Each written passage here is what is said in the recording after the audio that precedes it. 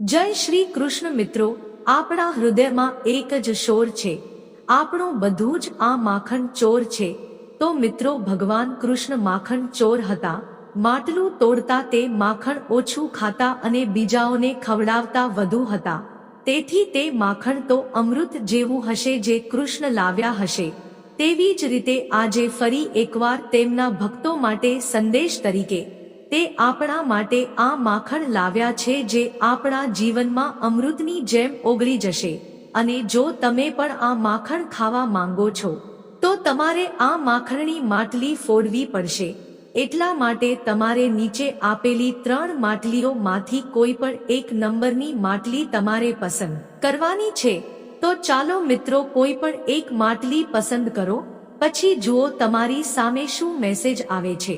મિત્રો, તમે તમારી મનપસંદની માટલી પસંદ કરી હશે એવી હું આશા રાખું છું। તો ચાલો આજનો સંદેશ શરૂ કરીએ।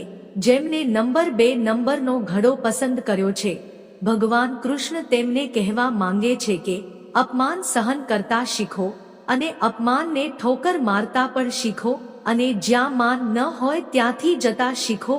હંમેશા એકલા રહેવા માટે હંમેશા તૈયાર રહો, એકલા રહેતા શીખો। હંમેશા જરૂરી નથી કે તમને ટેકો આપવા માટે હંમેશા કોઈ તૈયાર રહેશે, કારણ કે આ તે સમય છે જ્યારે કોઈ પણ વ્યક્તિ કોઈ પણ સમય કોઈ પણ જગ્યાએ વિશ્વાસઘાત કરીને જતો રહે છે। કારણ કે જેમ દરિયામાં કેટલી પણ ખાંડ નાખો, ખારું પાણી ક્યારે મીઠું થઈ શકતું નથી, એવી જ રીતે તમે અમુક લોકોને પોતાના બનાવી લો। આ અધમ લોકો ક્યારેય તમારા ન બની શકે। જો કોઈ તમારા માટે દરવાજો બંધ કરે તો તેને આ વાતનો અહેસાસ કરાવો, દરવાજો બંને બાજુથી ખુલે છે, તેનો કોઈ ફાયદો નથી। કોઈને પણ ફોલો કરો, હસતા હસતા જીવન વિતાવો અને જે તમને ભૂલી ગયો છે તેને ભૂલી જાઓ, પણ એ ક્યારેય ન ભૂલો કે આ બધામાં હું તમારી સાથે છું। હું એકલો જ છું જે તમને દગો નહીં આપે। હું તમારી પ્રાર્થના સ્વીકારીશ અને તમારા ગુસ્સાને પણ સહન કરીશ। બસ તું મારો બનીને ચાલ, મારો હાથ પકડીને ચાલ।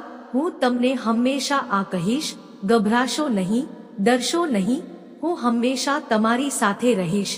હવે જેમને નંબર 1 પસંદ કર્યો છે તેમના માટે ભગવાન કૃષ્ણ તેમને કહેવું કે સુખ હોય કે દુઃખ આવે, પરિસ્થિતિ સારી હોય કે ખરાબ હોય કે ઘણી ખરાબ હોય, કોઈને કંઈ કહેવાની જરૂર નથી, કોઈની સામે તમારે ભીખ માંગવાની જરૂર નથી, કારણ કે તમારા આ કૃષ્ણ તમારા માટે હંમેશા તૈયાર છે।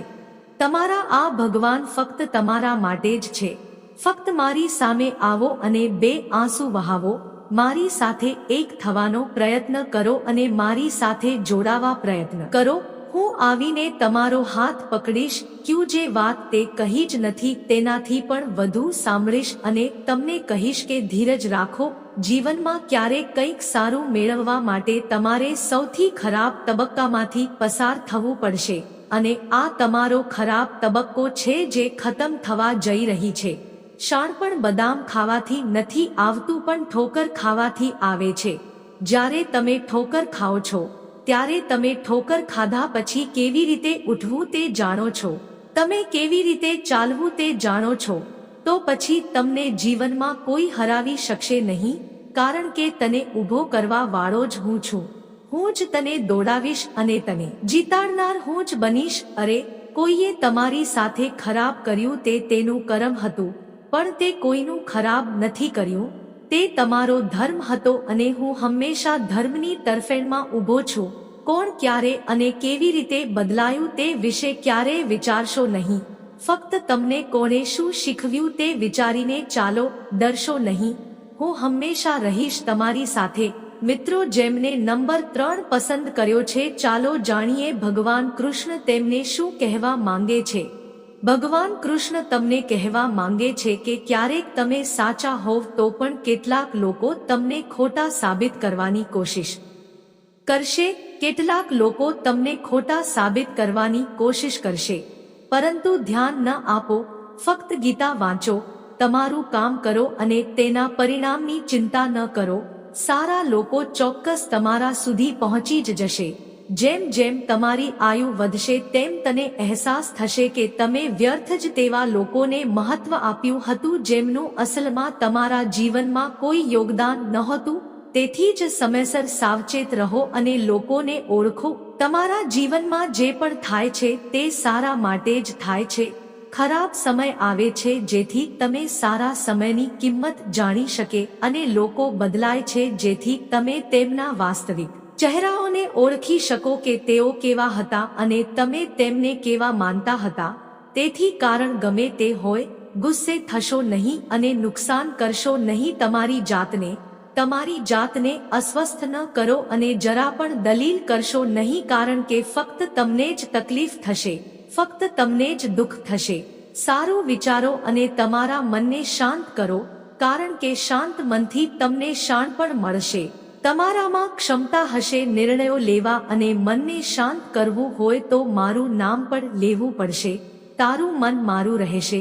તમારી જાતને મારામાં વ્યસ્ત રાખો અને પછી જુઓ, તારું મન પણ બધા વિખવાદ છોડીને મને ભેટી પડશે અને મારી જ રહીશ. અને પછી તું અને હું ક્યારે અલગ નહીં થઈએ અને જો હું તારી સાથે રહીશ તો તને ડરવાની કોઈ વાત નથી.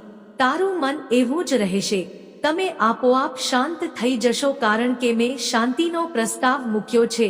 હું હંમેશા દરેકની શાંતિ બનવા ઈચ્છું છું, શાંતિના દૂત. અને જે ભક્ત મારા માર્ગ પર ચાલશે અને મારી વાતો સાંભળશે, હું માત્ર એટલું જ કહીશ, ગભરાશો નહીં, ગભરાશો નહીં. હું હંમેશા તમારી સાથે રહીશ. હું હંમેશા તમારી સાથે રહીશ. મિત્રો, જો તમે ભગવાન કૃષ્ણના ત્રણેય સંદેશ સાંભળ્યા હશે તો તમે એક વાત સમજી જ ગયા હશો કે ભગવાન કૃષ્ણ આપણને કહે છે કે સંજોગો ગમે તેવા હોય, આપણે માત્ર શાંત રહેવાનું છે. શાંતિથી આપણે સારા વિચારો વિચારી શકીએ છીએ. જો આપણે સારું વિચારીએ તો જ આપણે સારો નિર્ણય લઈ શકીએ, અને જો આપણો નિર્ણય સારો હોય તો આપણું જીવન ક્યારેય ખરાબ ન બની શકે. તેથી જ હંમેશા મનમાં શાંતિ બનાવો, અને જો તમારે શાંતિ મેળવવી હોય તો ભગવાન કૃષ્ણ સાથે રહો. એટલું જ જરૂરી છે કે તમે ભગવાન સાથે જોડાવા અને ભગવાન કૃષ્ણને તમારા મનમાં સ્થાન આપવાનો પ્રયાસ કરો. તો મિત્રો, તમને આ મેસેજ કેવો લાગ્યો કોમેન્ટ કરીને અમને જણાવો. આવા જ વધુ વિડિયો જોવા માટે ચેનલને લાઈક, સબસ્ક્રાઇબ સાથે બેલ આઇકન પ્રેસ કરજો. જય શ્રી કૃષ્ણ. રાધે રાધે. જય શ્રી કૃષ્ણ. મિત્રો, આપણા હૃદયમાં એક જ શોર છે. આપણું બધું જ આ માખણ ચોર છે. તો મિત્રો, ભગવાન કૃષ્ણ માખણ ચોર હતા. માટલું તોડતા તે માખણ ઓછું ખાતા અને બીજાઓને ખવડાવતા વધુ હતા. તેથી તે માખણ તો અમૃત જેવું હશે જે કૃષ્ણ લાવ્યા હશે.